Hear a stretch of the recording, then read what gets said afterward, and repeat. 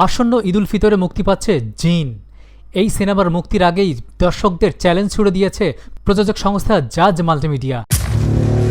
সায়েন্সের ব্যাখ্যা যেখানে শেষ, ধর্মের ব্যাখ্যা সেখান থেকে শুরু হয়।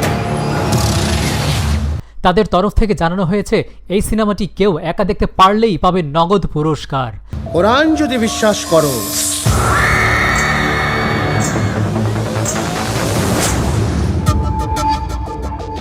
তাহলে জিন আছে এ কথা তোমাকে বিশ্বাস করতে হবে। তাকে পুরস্কার হিসাবে দেওয়া হবে 1 লক্ষ টাকা বলে দাবি করেছে জাজ মাল্টিমিডিয়া। নাদের চৌধুরী পরিচালিত জিন এর মুখ্য চরিত্রে অভিনয় করেছেন পূজা চেরি। ওই সিনেমায় জুটি বেঁধেছেন আব্দুল নূর সজল এবং পূজা চেরি।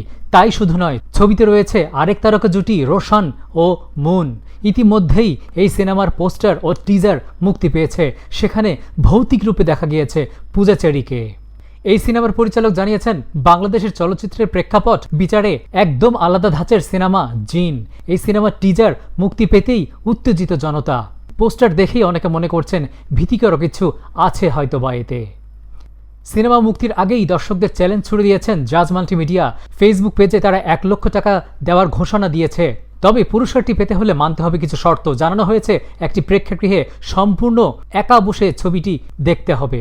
ভয়ের কারণে কোনো দুর্ঘটনা ঘটলে তারা বা ওই সিনেমা হল কর্তৃপক্ষ কোনো দায় নেবে না। যদি পুরো সিনেমা না দেখতে পারেন তাহলে হল ও অ্যাম্বুলেন্সের ভাড়া দিতে হবে। ওই অ্যাম্বুলেন্স থাকবে হলের বাহিরে। আর যদি কেউ সম্পূর্ণ সিনেমা দেখতে পারেন তাহলে তিনি পাবেন নগদ 1 লক্ষ টাকা। সেই সঙ্গে ওই দর্শককে মনের মতো খাওয়াবে জাজ মাল্টিমিডিয়া। জাজ মাল্টিমিডিয়ার তরফে আব্দুল আজিজ জানান, শনিবার জগন্নাথ বিশ্ববিদ্যালয়ের মার্কেটিং বিভাগের এক ওয়ার্কশপে উপস্থিত ছিলেন তিনি।